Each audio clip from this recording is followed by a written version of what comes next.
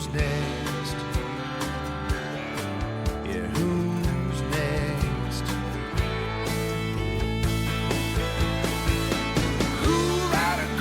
Welcome to the C.L.I.M.B.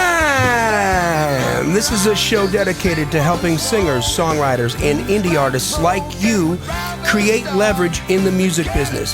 This podcast exists because we want you to win as artists and as songwriters. And that's why we named it the C.L.I.M.B. C.L.I.M.B. stands for Creating Leverage in the Music Business. See how brilliant that is? Brilliant. See what we did there?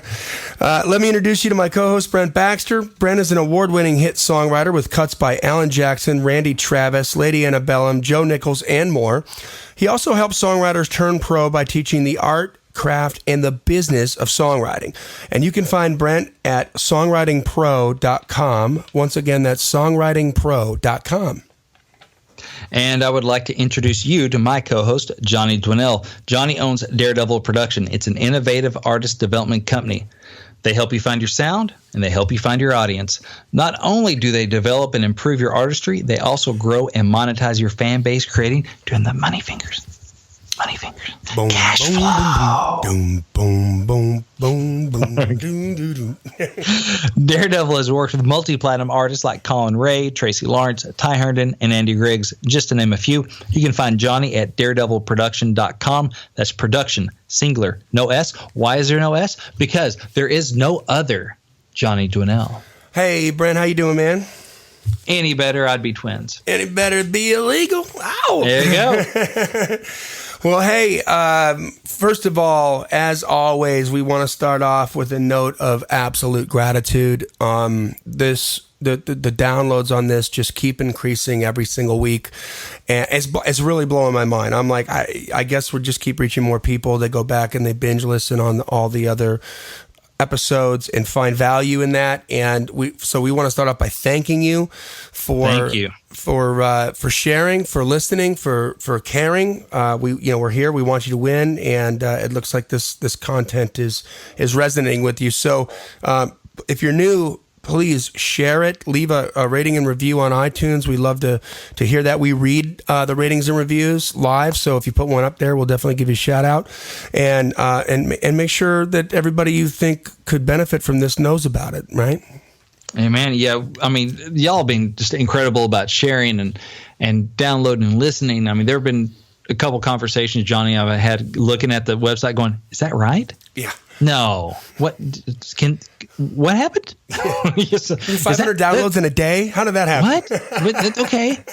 Little old us? What happened? Yeah, so exciting. Thank you guys very much. It's awesome. It's fun to watch, and it's fun to hear people mention on social and Facebook groups and some of that stuff going, hey, I'm listening. Blah, blah, blah episode was great. Pulled this, nugget out of it, and that kind of stuff really does a lot of good because we want to help you guys win, and to hear that kind of feedback like, yes, this is helping me get inspired, and this is, motivating me, and I've learned this thing or that thing I didn't think of before is just awesome. So thank you much. We're at least getting everybody to think about it in different ways, and that's the best thing we can do. So, So hey, this episode is entitled "How to Be Successful and Cut Through the Clutter," and this episode is going to be cool, Brent, because this is about. It's about creating the art. It's about writing the songs. It's about the recording. It's about the marketing. It's about the whole ball of wax.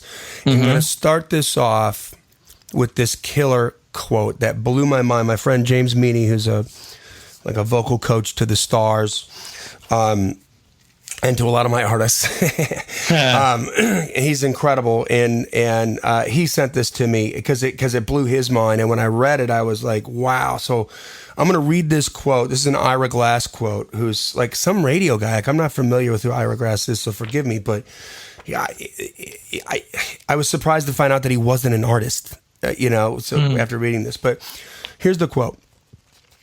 Nobody tells this to people who are beginners. I wish someone told me. All of us who do creative work, we get into it because we have good taste.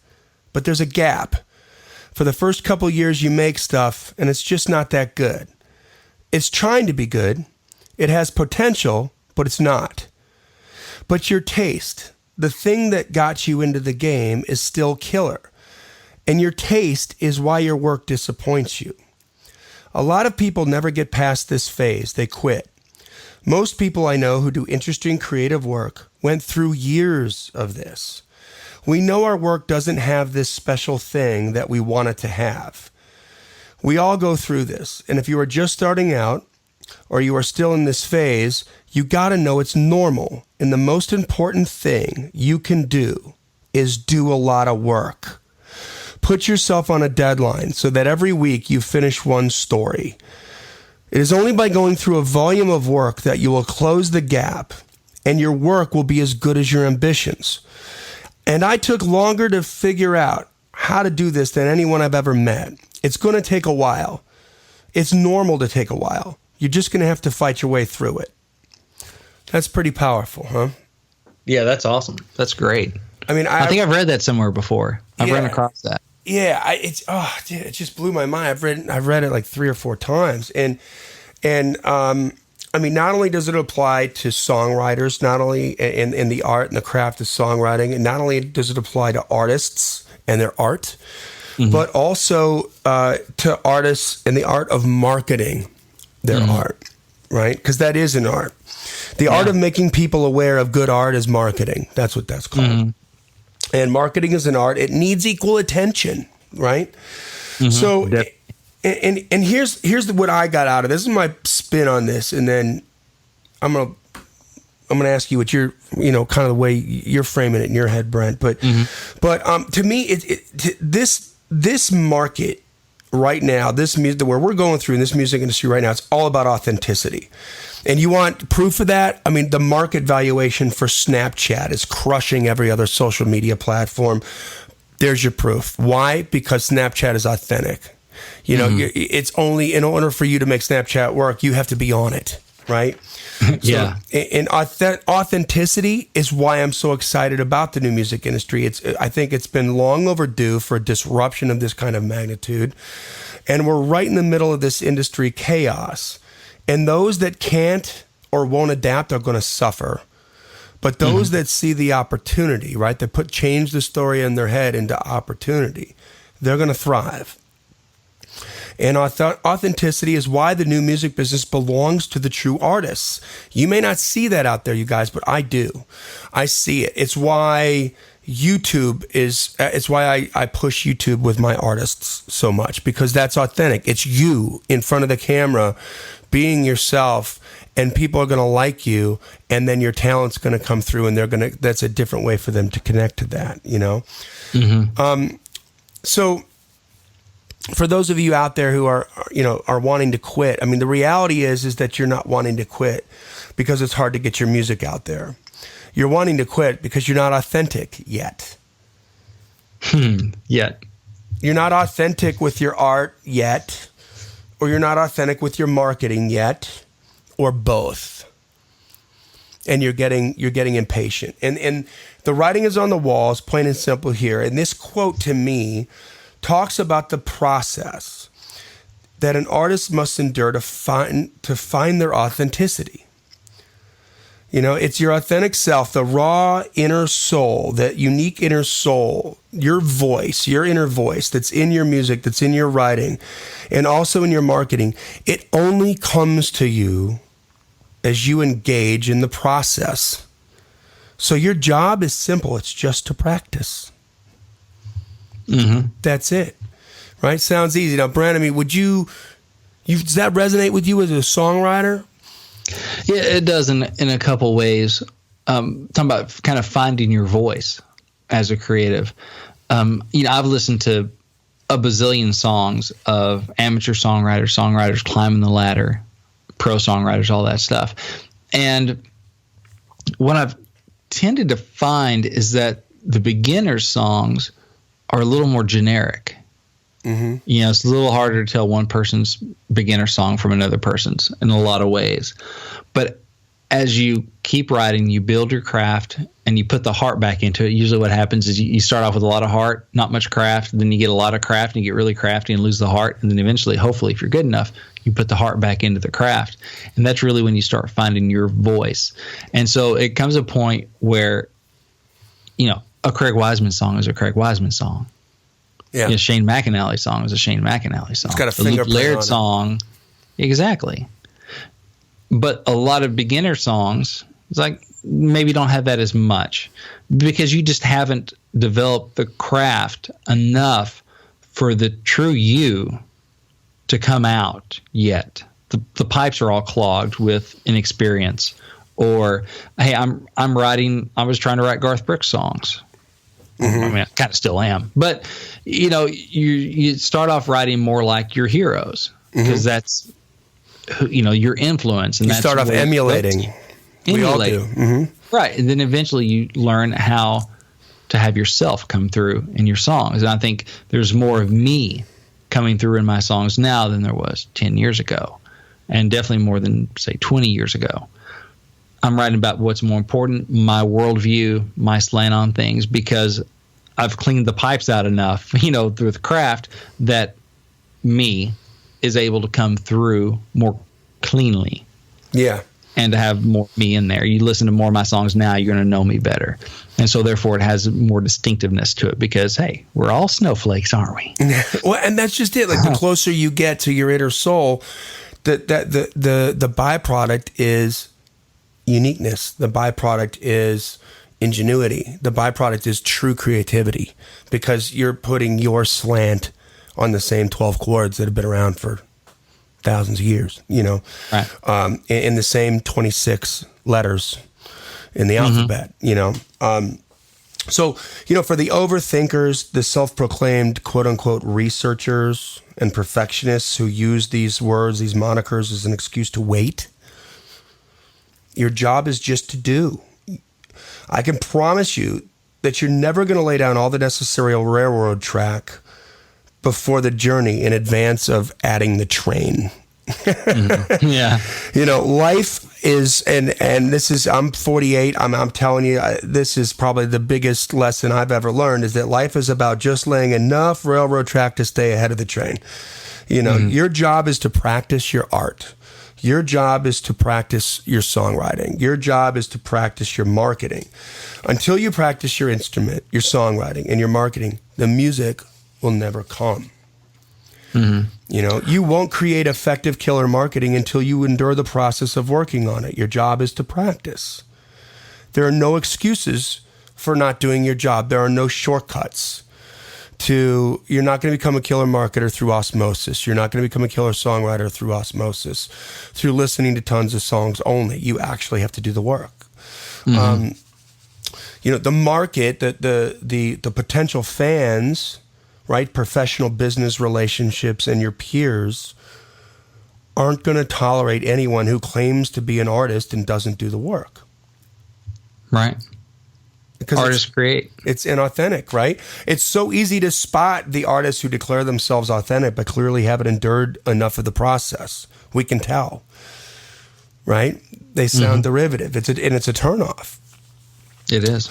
So, you know, I hear from feedback from my community that, I mean, the number one biggest challenge that they have is marketing. But few of you work that hard at it. Most of you ignore it completely. So it's no secret that that's your biggest challenge. Right. You know, your job is to practice. You won't close the gap without the work. You know, and there's no cookie cutter path, right? And I think there's a famous quote, I'm going to screw this up, but it's something like, if you're on a well-trampled path through the woods, you are not on anything that's original. You know, right. So if you're going to be original, man, it's all machetes and it's all machetes and all kinds of obstacles that you're going to have to get. You need to just know that, expect that, you know, and starting with how is it that you're going to market yourself, right? And the only way that you're going to figure that out is by doing the work. Something you said about the railroad tracks, there's a different analogy that I've heard that I think is really appropriate, and it's the analogy of headlights on a car. You know, you may start off driving from Arkansas to, you know, I don't know, Dallas, and your headlights aren't going to light up that whole trip.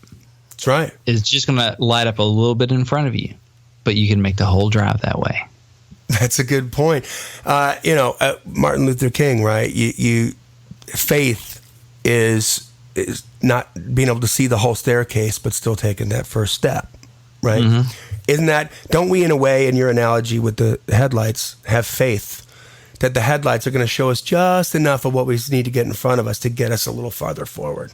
But you're right. We can't see Dallas from Arkansas. Right. That's a great analogy, man. I thought it was a good one. I wish I'd made it up. I mean, so I wish you did too. It was genius. Sounds like something you'd make up, though. Well, thank you. So your job is to practice, right? Just like if you're going to get from Arkansas to Dallas, your job is to get in the car, start it, and go and move forward, right? And I'll even be more clear with this, Brent, is that your job is to practice with no expectations whatsoever, other than doing the job of an apprentice. You must become a student of an apprenticeship. You need information, you need guidance, you need mentors, teachers, education, humility to find the authenticity that is your inner voice. All those things come into play. And, when you truly start the journey on your art, in your marketing, the immediate result is it increases your passion because you keep getting a little bit better every single day. And you start to close that gap, and there's at some point you kind of turn that corner, I think, out of that frustration. Did you go through that frustration, Brent? Like that? Do you still go through it? That it talked about in that quote. Just the gap between what my taste says is a great song and what my skill set allows me to write. Yeah. It's funny because I was thinking about it while you were reading that quote, and it's the flip side of it, because I think people kind of fall into one of two camps. The one is the people that are just like, this sucks, I'm terrible at this, how do I do this, but I can't stop, right? There's that. I think in a way I fell into the other camp, which was, I had good taste, but I didn't have clear perspective on how far away my songs were from that good taste, meaning I thought I was better than what I was. Right. And so therefore, what kept me going was not I knew I wasn't, whoever it would have been at the time, like a Gary Burr or a, Bob DiPiero, songwriter, or a Kent Blasey or Garth Brooks. But, it's funny just thinking back, like how many times Tim and I were sitting on one of those hay bales or sitting around a campfire playing our original songs and just thinking, this is just as good as the stuff on the radio. It was so not. But, so on one hand, we just had the, delusions of grandeur, right? We thought we were better than we were. But on the other hand, we balanced that with wanting to get better and knowing we could get better and feeling like we had to get better. Right. And so I was still coachable. I was hungry for knowledge. I was doing things to learn the craft and working on the craft. I didn't use my delusion of grandeur as an excuse to sit back and go, all right, time to be discovered. I got this down, baby. No, I was encouraged by what I felt, I was writing. I thought it was as good as the stuff on the radio. Like I said, it wasn't. But I was also struggling. I was striving, trying to get better and better. So I think people kind of fall into maybe one of those two camps. Or maybe the third camp is they think they're awesome and they don't learn. Thankfully, I had that camp's out there. Awesome, yeah, but that camp's out there, and you won't be hearing from them on the radio, unfortunately, or fortunately. But so I didn't struggle so much with, man, I'm just terrible, and this is not good enough and stuff. I always, you're talking about making progress and kind of enjoying that. I've heard a study somewhere that really what makes people happy is a sense of progress. Yes. And I think that's a lot of what it was for me. Like, I'm getting better. I feel like I'm getting better. Like, even if my songs weren't there yet, and I was still trying to find a way to get, like, after I moved to Nashville and kind of got recalibrated on where my songs were. Oh, school. Wow, yeah. Like, it's not even a hit. Oh, there's that stuff. So that kind of, reset my meter. Sure. But, still you're like, I'm not there yet. Publishers are passing on my songs, but man, I'm getting better. The comments are getting better. My co-writers are, I'm climbing that ladder, the progress, man. Yeah. And same thing with with starting Songwriting Pro. I started with nothing. Yeah. But seeing new people, subscribe to the blog, getting the first couple coaching clients or selling that first ebook. My goodness, that was a rush. Yeah. Watching the community grow, starting the Facebook group and seeing people in there and, having a party and I just get to host it, and yeah, it's not, $1 million business or anything like that, but man, it's making progress and it's helping people. Yeah. And that sense of progress is so important to feeding you and feel like you can keep going. Right. And the progress doesn't come without the work, But so what you just described is as you start to get those little nuggets of progress, it feeds back into your passion, right? It makes you even more passionate about what you're doing because you're having some success, you're helping people, you're making a difference, and you're growing. And people respond to passion. Yeah. Like that's, I'm blessed to say that I've had a lot of different sort of jobs in my life, and I've been in some different industries, whether it was music, financial, electronics, and everything that I worked on, I really loved it. I dug it.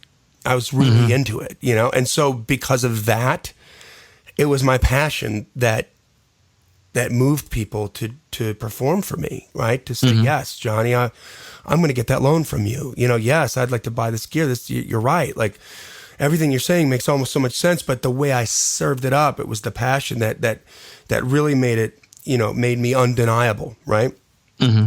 And it, it's one thing to have a God-given talent, but it's something else altogether to have talent and passion that comes from a work ethic. And I know, and I bet you do too, Brent, and I'll bet you everybody listening to the podcast probably got somebody they know that they're thinking of right now who has some amazing amount of talent, and they just kind of don't give a damn, Yeah. And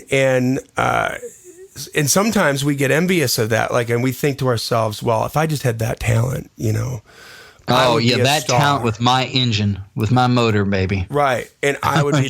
But the truth is that when you think like that, you both suffer from the same preventable disease, which is like apathy in marketing, right? Whether you're trying to market your song to publisher or to song plugger, or you're trying to market your art, your music to a market. Right, to fans. The drive you seek, the drive that you're missing, which is true authenticity, will come in your art the more that you practice. And the authenticity that you seek, the impact that you want to have to people in the marketplace will come from practice. And that impact is in writing the songs, in recording the songs and being a better act. And then also the impact from becoming an artist at marketing that art and getting those people there, and your confidence begins to blossom, and that blossoms with the preparation in your art and the repetition in your marketing. There's a Confucius quote that says, "When the student is ready, the teacher will appear." And just think about that for a second. I mean, the more that you work on your art and on your marketing, the more that you close the gap, the more educated that you get, and you start to recognize things that you didn't recognize before. This is actually a teacher right here. That makes sense? Yeah. When I say that, and as you close the gap, you get closer and closer to true authenticity. And as you close the gap, you inevitably become increasingly more familiar with your true inner voice. You start to recognize it. Yeah. And you start to understand who you are and who you aren't, and what your lane is and what your lane isn't. And as we were talking about before, since every human being is unique, and even twins have different fingerprints. They don't have the same fingerprints. Everything else is the same, but not their fingerprints. The byproduct of finding your true inner voice is originality, innovation, ingenuity, and creativity. You know, you become more original, your passion begins to swell, and you can't confuse passion, by the way, with arrogance, cockiness, or bravado, because they're different things. Yeah, they are. You know, and you can't fool us with that. Like, you think you're fooling us with that, but you can't fool. The reality is we don't get fooled, you know. But sometimes passion, real passion, comes wrapped in arrogance, cockiness, and bravado, and that's different. You know what I mean? Like, yeah. I mean, you know, I think of David Lee Roth, you know, like that. But I mean, only passion cuts through the clutter, right? Passion for your art, passion for the work, passion for your marketing is how you're going to cut through the clutter. Mm-hmm. And the more the passion begins to swell, the more the marketplace begins to respond to your passion, and your audience is going to grow at live shows. It's going to grow on social media. It's going to grow on YouTube, and you're going to reach out and touch people. And as your audience grows, guess what? The teachers, the mentors, the people that are going to help you get to the next level start coming out of the woodwork. Mm-hmm. They start showing up, right? And then those opportunities that you have become abundant. And here's the rub, man. This whole reality that we just described of you becoming that self-actualized artist and marketer that you want to be, like creating true art that is truly authentic and then actually getting it to the market, you know, getting it to people and changing their lives. It all starts with one really ugly 4-letter word. This is a family-friendly podcast, Johnny. Work.